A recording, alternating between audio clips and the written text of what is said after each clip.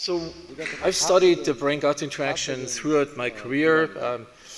Came to Los Angeles, UCLA for that purpose, really, but nobody really was interested until a few years ago, until the microbiome was discovered and led to this explosive exponential growth in science related to the microbiome. And all of a sudden, everybody is a brain-gut microbiome expert. There's a growing number of books in every magazine, everything you can see it. So my concept about this, really based on some 4 decades of studying the system, is the following. And I would like to sort of title this the science of connectedness that we're experiencing, and that is the paradigm shift. We are going from the old model, the linear thinking, to something that we realize we've hit a concrete wall in going further in our understanding or in developing new therapies unless we change that paradigm. And so what you see here is the brain on the one side and the gut on the other side. The terminology connectome is now being applied. That shows you how the paradigm is shifting to every complex system, because we know everything has to be connected in order to be understood. At the brain, we have made tremendous progress through brain imaging to dissect these different the limbic circuits, the emotional circuits, the cognitive, the attentional, the pain inhibitory, the memory circuits. 20 years ago, these were all regions. Today, we know there's not a single region that does anything. There's not a center in the brain. Everything is connected. It works like an ecosystem. 그리고 이제 그 뇌 주변 시스템이나 중앙이나 할 것 없이 Much more recently, that same insight has been started at the gut level. You see a lot of different cells here, and I don't need to emphasize this. 제가 이제 강조할 필요가 없을 정도로 This is the layer of cells that separate the lumen of the gut on this side and the outside 이게 of the 세포가 wall. 이제 And you can see there's a lot of different cells. There's immune cells, there's nerve cells.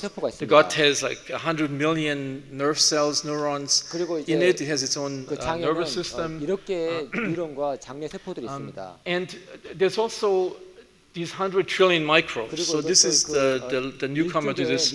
장내 미생물이 있습니다. And just imagine, I mean, this is only a few microns that separate this enormous community of very different types of microorganisms, including sometimes pathogens, from the immune cells. The biggest part of the immune cell of the body is in the gut, as is the nervous system, and as is shown here, the endocrine system. So most of the hormones in the body are produced by cells in the gut lining that signal back to the brain. 그래서 So what's 우리가 important 어떤 is that 정보를 anything, 인식을 하면은 without telling 이러한 now the details that we 미생물들이 뇌에 do know, 정보를 보냅니다. anything that happens up at the brain 그리고 level 이제 will always 뇌에서 be reflected at the 어떤 gut 일이 일어나고 level. 간에 Every 그러한 emotion 정보도 that you have, 그런 just like you see it on 환경과 your facial 그런 expression, if you 변화도 pay 바로 attention, 장으로 연결이 the same thing 돼서 happens at the gut level. 미생물을 The 통해서 blood flow, 연결이 the 되어 있습니다. contractions, secretions, 이거를 바로 immune 우리가 activation. 장내 So if you're chronically angry, it 신경망이라고 will 하고 그다음에 change 뇌 the way your 신경망이라고 합니다. gut 그래서 우리가 화가 functions. 나거나 It will probably come. I think there's some indications. But also, at the same time, everything that happens at the gut level will be sent to the brain. Most of the information in this circular system goes from the gut to the brain. 90% of all the information is sensory. Only a small amount comes down back to the 많은 gut. 정보들이 So 뇌에서 what does 장으로 all 오고 this information 장에서 that 뇌로 comes from 간다는 here 것입니다. do? And I'll tell you a few things. One is important is microorganisms we heard about before. So why would they sit there, and why would they be important in this gut-brain 왜 이것이 정말 communication? 중요한지 So 사람들의 for every 그 human gene, we only have 유전자는 20,000. There's up to 유전자는 500 2만 개 more 정도 bacterial genes.